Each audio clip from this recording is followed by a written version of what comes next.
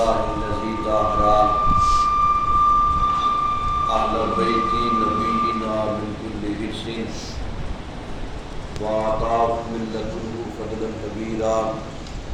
أما بعد فأعوذ بالله من الشيطان الرجيم. بسم الله الرحمن الرحيم. قد أفلح من تزكى. صدق الله العظيم. مولاي صل وسلم دائما أبدا على حبيبك خير الخلق كلهم محمد سيد الكونين الثقلين الفريقين والروح الجميع.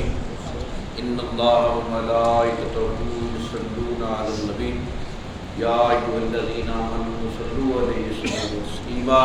صلاة والسلام عليك يا سيدي يا رسول الله وعلى آلك وصحبك يا خاتم النبيين.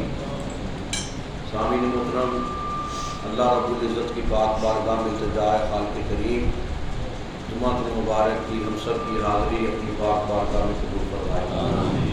حاضرین محترم، اللہ رب العزت نے قرآن مقدس میں ان لوگوں کو بشارت اور نوید جعفر عطا فرمائی جو لوگ اپنے نفس کو آلودگی، نجاست اور غلاظت سے پاک کر کے اللہ کی محبت کے نور سے منور کرتے ہیں اور اپنے تمام وجود کو اللہ کے عرفان کا مرکز بناتے ہیں. اللہ رب العزت نے یہ فرمایا قد افلح من تزکیٰ، کہ جس بندے نے اپنا تزکیہ نفس کر لیا، اپنا احتساب نفس کر لیا، اپنے نفس کا محاسبہ کر لیا، اپنے نفس کی نجاست و غلاظت کو پاک کر لیا، وہی کامیاب ہو گیا. اور یہ ایسی کامیابی ہے، یہ کامیابی نہ دنیا میں ملتی ہے بلکہ آخرت میں اللہ کی رضا کا سبب بن جاتی ہے. اور یہ حقیقت ہے کہ جسم فانی ہے اور روح ازلی اور ابدی حقیقت ہے. حقیقت میں ہم روح کے تقاضوں کو نظر انداز کر کے جسم کی تحسین و تزئین میں، تعمیر و تشکیل میں اور تعلیم و تعدیل میں مصروف رہتے ہیں. جو دائمی حقیقت ہے، جس نے ہمیشہ ہمیشہ کے لیے اللہ کی بارگاہ میں اگر وہ روح اللہ کے ذکر سے پائندہ ہوگی تو اللہ کی بارگاہ میں کامیاب ہوگی. اگر اللہ کے ذکر سے خالی ہوگی، اللہ کی محبت کے نور سے خالی ہوگی، تاریکی سے بھری ہوئی ہوگی، وہ اللہ کی بارگاہ سے دوری کا، رحمت سے محرومی کا سبب بنے گی. ایک بات اپنے ذہن میں بٹھا لیجئے کہ جسم نے فنا ہو جانا ہے، ختم ہو جانا ہے، روح نے ہمیشہ باقی رہنا ہے.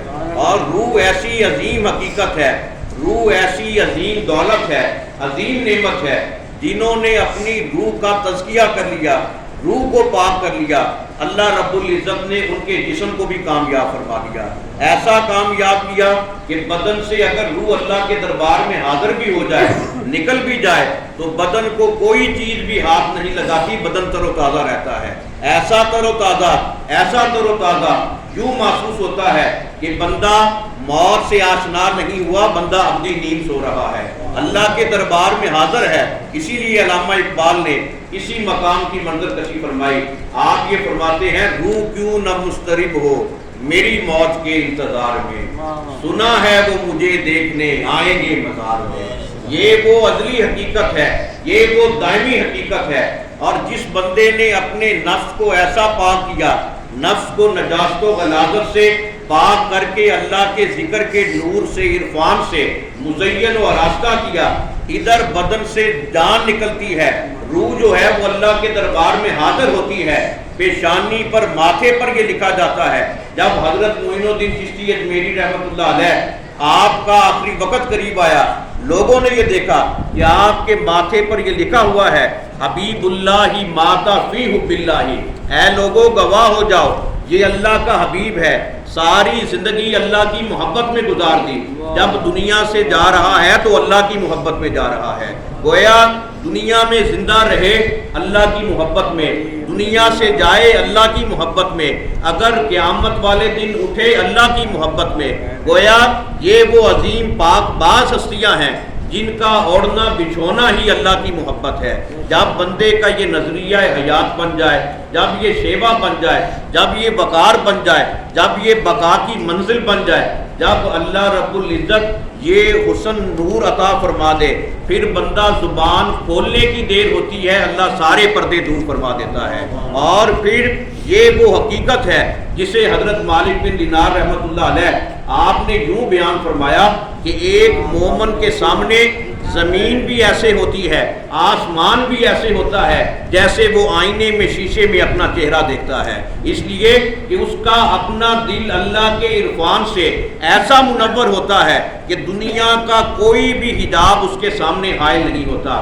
جس طرح شیشے میں بندہ ہر چیز دیکھتا ہے، آئینے میں اپنا چہرہ دیکھتا ہے، ہر چیز واضح نظر آتی ہے، اسی طرح جب بندہ اللہ کے ذکر سے اپنے نفس کو پاک کرتا ہے، اپنا احتساب کرتا ہے، تزکیہ نفس کرتا ہے، پھر زمین کے خزانے بھی سامنے ہوتے ہیں، آسمان کی دولت بھی سامنے ہوتی ہے، ہر چیز سامنے ہوتی ہے۔ اور حضور غوث پاک نے اسی لیے فرمایا کہ جب بھی عبد القادر جیلانی قدم اٹھاتا ہے، جب بھی اپنی نگاہ غوثیت مآب سے دیکھتا ہے، زمین بھی سمٹ آتی ہے، آسمان بھی سمٹ آتا ہے۔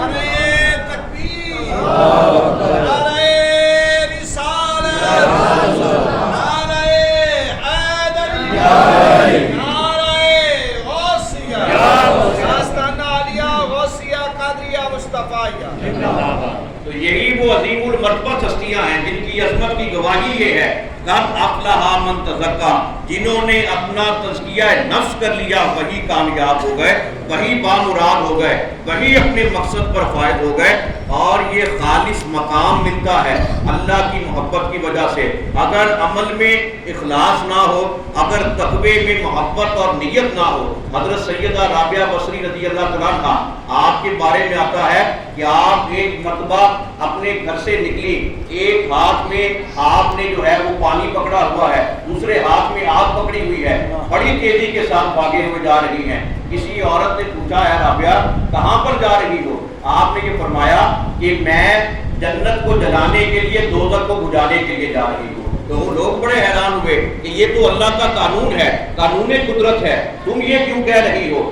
آپ نے یہ فرمایا اب جو کوئی بھی عبادت کرتا ہے، تلاوت کرتا ہے، نماز پڑھتا ہے، نیکی والا عمل کرتا ہے، یا جہنم کے ڈر کی وجہ سے کرتا ہے یا جنت کے لالچ میں کرتا ہے، گویا یہ تو بندے کی عابد والی عبادت نہ ہوئی، یہ تو تاجر والی عبادت ہے، یہ تو تجارت ہے۔ اب میں یہ چاہتی ہوں نہ جنت رہے نہ جہنم رہے، پھر پتا چلے گا کہ خدا کی رضا کے لیے عبادت کون کرتا ہے، خدا کا طالب بن کر اس کو کون پکارتا ہے، خدا کی تمنا لے کر اس کی بارگاہ میں کون سر جھکاتا ہے، کون اس کی بارگاہ میں جبین نیاز خم کرتا ہے۔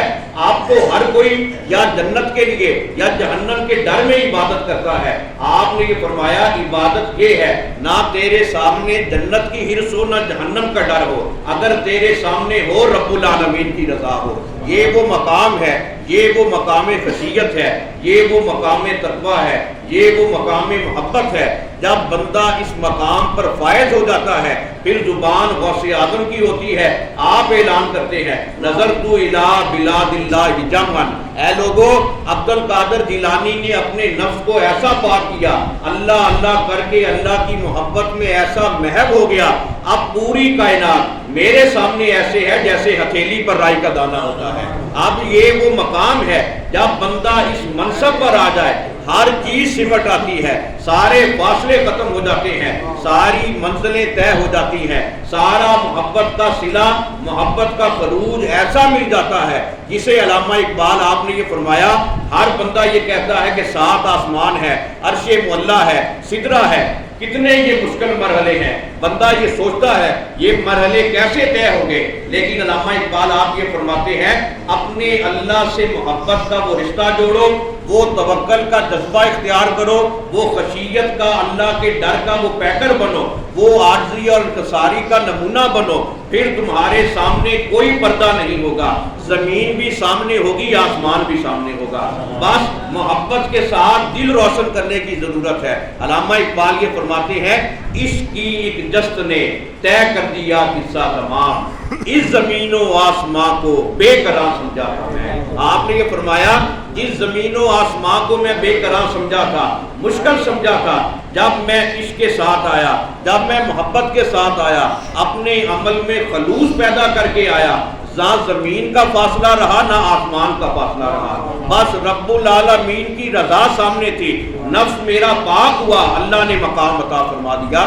پھر بندے کی محبت کا شیبہ، عقیدت کا منصب جب ایسا پختہ ہو، جب ایسا عقیدت کی معراج پر بندہ فائز ہو۔